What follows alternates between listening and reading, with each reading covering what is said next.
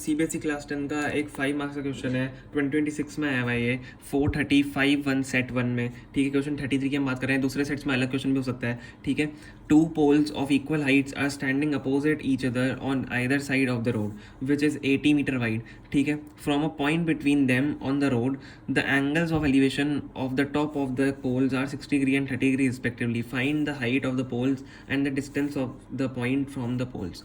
देखो, सबसे पहले आपको क्वेश्चन समझना बहुत ज़रूरी है। हम इसमें एक डायग्राम रहेंगे, हमें क्या दिया हुआ है, टू पोल्स हैं ऑफ इक्वल हाइट। ठीक है, तो हम इक्वल हाइट के दो पोल्स बना देंगे।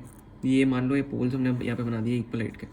ठीक है, अब हम क्या बोला हुआ है, from a point between the them on the road. यहाँ पे एक बीच में एक पॉइंट है।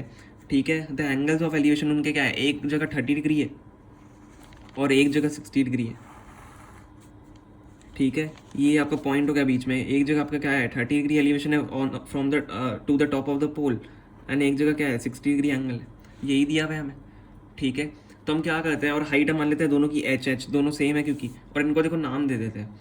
ठीक है, इनको हम नाम दे देंगे, हमें ए बी इसको नाम दे देते हैं, ए बी इसको ओ दे देते हैं, इसको सी दे दो, इसको डी दे दो। ठीक है, तो हमने यहाँ पे क्या किया, इनको नाम दे दिए। अब हमें क्या करना है, find the height of the poles. हमें एक तो एच निकालना है and the distance of the point from the poles, मतलब हमें एक ये डिस्टेंस निकालनी है, डिस्टेंस ऑफ द पॉइंट जो है फ्रॉम द पोल। तो यहाँ पे हम क्या मान लेते हैं, इस डिस्टेंस को हम क्या मान लेते हैं, एक्स मान लेते हैं। अगर ये डिस्टेंस एक्स है और हमें क्या दिया हुआ है, इन दोनों पोल के बीच में जो डिस्टेंस है वो 80 मीटर है। आपको देखो ये दिया हुआ है 80 मीटर वाइड है इन दोनों पोल के बीच की डिस्टेंस। तो अगर ये एक्स है तो आपका ये क्या हो जाएगा, क्या आपका 80 माइनस एक्स हो जाएगा, ये सब का 80 माइनस एक्स हो जाएगा। तो हमें क्या निकालना है, एक्स निकालना है, और हमें क्या निकालना है, एच निकालना है। तो हम कैसे निकालेंगे, देखो हम ले लेंगे सबसे पहले तो ट्राइंगल, कौन सा लें बताओ, ट्राइंगल ओ सी डी ले लेते हैं। ट्राइंगल ओ सी डी हम यहाँ पे ले लेते हैं, in triangle O C D. ठीक है, ये तो सब पहले मैं यहाँ पे लिख लेता हूँ। ए सी आपको दिया हुआ है, ए सी आपका है 80 मीटर। ठीक है, ए सी आपको 80 मीटर दिया हुआ है यहाँ पे। ठीक है, और ए बी और जो सी डी है वो आपकी इक्वल है, A B is equal to C D is equal to H. ठीक है, ये हमने यहाँ पे लिख लिया है। अब देखो, in triangle O C D अगर हम लेते हैं, हम यहाँ पे टैन थीटा लगाएं। टैन थीटा कैसे, टैन 30 डिग्री लग जाएगा, और टैन आपका क्या होता है, परपेंडिकुलर अपॉन बेस होता है। तो परपेंडिकुलर आपका ये हो गया, बेस आपका ये हो गया, परपेंडिकुलर आपका ये हो गया, बेस आपका ये हो गया, तो एच अपॉन 80 माइनस एक्स आपका आ जाएगा ये। ठीक है, तो और टैन 30 आपका क्या होता है, 1/√3 होता है, तो 1/√3 यहाँ पे डाल दो, टैन 30 की जगह is equal to H upon 80 minus X. तो यहाँ से आपका एच क्या आ गया, यहाँ से देखो मैं अगर यहाँ पे, चलो यहाँ पे नीचे ही कर लेते हैं, यहाँ से आपका एच क्या निकल के आ गया, एच आपका आ गया 80 माइनस एक्स अपॉन √3। आपका ये एच आ गया यहाँ पे। ठीक है, अब इन ट्राइंगल, हम ये वाला ट्राइंगल लेते हैं, triangle A O B. In triangle A O B, हमने ट्राइंगल ए ओ बी ले लिया। यहाँ पे हम क्या लगाएंगे, टैन थीटा लगाएंगे, टैन 60 डिग्री लगा लेंगे। टैन 60 डिग्री हमने यहाँ पे लगा दिया, तो टैन 60 डिग्री आप देखो यहाँ पे क्या होगा, परपेंडिकुलर अपॉन बेस होगा। तो ये आपका परपेंडिकुलर हो गया और आपका ये बेस हो गया। ठीक है, तो एच अपॉन एक्स हो जाएगा ये, तो एच अपॉन एक्स हो गया ये।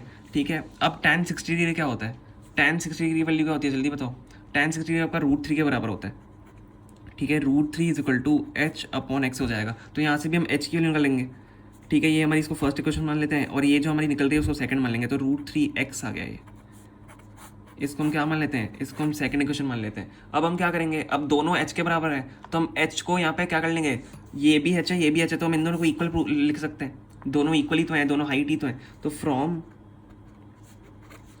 1 and 2 हम यहाँ पे क्या कह सकते हैं, √3x is equal to what, 80 minus X upon √3। तो यहाँ से हम क्या निकाल लेते हैं, एक्स की वैल्यू निकाल लेते हैं। एक्स की वैल्यू कैसे निकालेंगे, √3 को उधर भेज दो, तो √3 इंटू √3 आपका क्या किसके बराबर हो जाएगा, 3 के बराबर।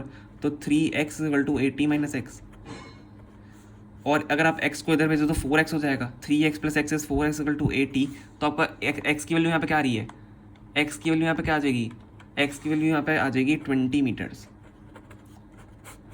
x की वैल्यू आ गई तो हमारा क्या निकल गया, एक आंसर निकल गया। एक आंसर कैसे निकल गया, हमने क्या निकालना था, इस पोल से लेकर इस बीच वाले पॉइंट की डिस्टेंस निकालनी थी, which is x which is equal to what 20 metres हमने निकाल लिया। ठीक है, ये 20 मीटर्स आपका निकल गया है। हमने ये तो डिस्टेंस निकाल लिया, अब हमें क्या निकालना है, एच निकालना है। अब एच तो इजीली निकल जाएगा, कैसे निकल जाएगा, हमारे पास एक्स की वैल्यू यहाँ पे है, और एच आपका आप ये वाला ले लो, एच में इस वाले में डाल दो। ठीक है, तो हम यहाँ पे क्या लिखेंगे, पुटिंग, इसको 3 मान लो, 3 × 2 फॉर एच। ठीक है, तो हम क्या कर रहे हैं यहाँ पे एच में या थर्ड वाली जो वैल्यू है एक्स की हम 2 में डाल रहे हैं, तो एच इज इक्वल टू आपका क्या आ जाएगा √3 × 20, ये √3 × 20 आ जाएगा। तो हम इसको थोड़ा सिंप्लीफाई कर लेते हैं 20 × √3, ठीक है, 20 × √3 मीटर्स आपकी हाइट आ गई। आप या तो √3 की वैल्यू डाल लो, √3 की वैल्यू क्या होती है आपकी जल्दी बताओ।